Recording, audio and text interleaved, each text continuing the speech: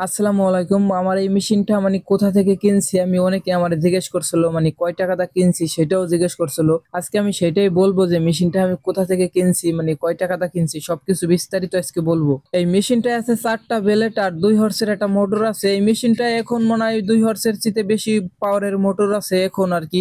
যে যেটা আনে সেটাই আর কি তারা দেয় মোটর। আমি মেশিনটা আনছিলাম অনলাইন থেকে, আর মেশিনটার খরচ পড়ছিল আমার 26,000 টাকা।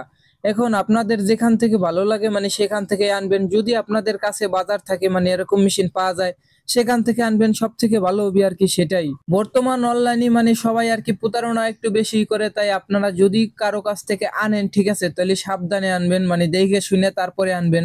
যদি একবার অনলাইন থেকে আনেন তাহলে আর কি মানে কিছু করার নাই, যদি খারাপ হয়ে পড়ে তাহলে আপনার কিছু করার নাই। আর এই মেশিনটাই কিন্তু মানে দুই পদের মেশিন, কিরকম একটা চায়না আর একটা বাংলাদেশি বানায় ঠিক আছে। এখন আপনারা দেখে শুনে তারপরে আনবেন, চায়না মেশিনটা ভালো বেশি। আমি মেশিনটা আনছি আমার 1 বছর ওভার হয়ে গেছে, এখনো আমার মেশিনে কোনো সমস্যা হয় নাই আলহামদুলিল্লাহ। আমার মেশিনে শুধু বেলেটে ধার কমে গেছিল, আমি অন্য মানে একই বেলেট দুই পাশে ধার, পরে বেলেট আমি পরিবর্তন করছি, মানে অন্য পাশ ঘুরে দিছি। এখন আর আমার মেশিনে কোনো সমস্যা নাই, মানে খড় ঘাস যেটাই দেয় সুন্দরভাবে কাটে যায়। আর বেলেটে যদি ধার না থাকে তাহলে ভালোভাবে কাটে না, ওটা আপনারাই বুঝবেন। যখন বেলেটে ধার কমে যায় তখন আপনারাই বুঝবেন যে মেশিনে কাটতেছে না, বেলেটে ধার কমে গেছে। আর এই মেশিনটা ভালো থাকার জন্য আপনি প্রিমিয়ামে গিরিজ দিবেন ঠিক আছে। এই জায়গাতে কিছু প্রিমিয়াম আছে, সেই জায়গায় আপনি গিরিজ দিবেন। যদি গিরিজ না দেন তাহলে একটা সময় দেখা যাবে প্রিমিয়ামে সমস্যা হয়ে গেছে। এটাই আর কি মেশিনের আর কি বড় একটা সমস্যা, প্রিমিয়ামে যদি গিরিজ না থাকে তাহলে একটা সময় দেখা যাবে মেশিনের সমস্যা হয়ে গেছে। এই মেশিনটা রিস্কটা একটু কম আছে, কারণ আপনি খড় গাছ যেটা দেন একা একা টাইনি নিয়ে যায়, এই জন্য রিস্কটা একটু কম আছে।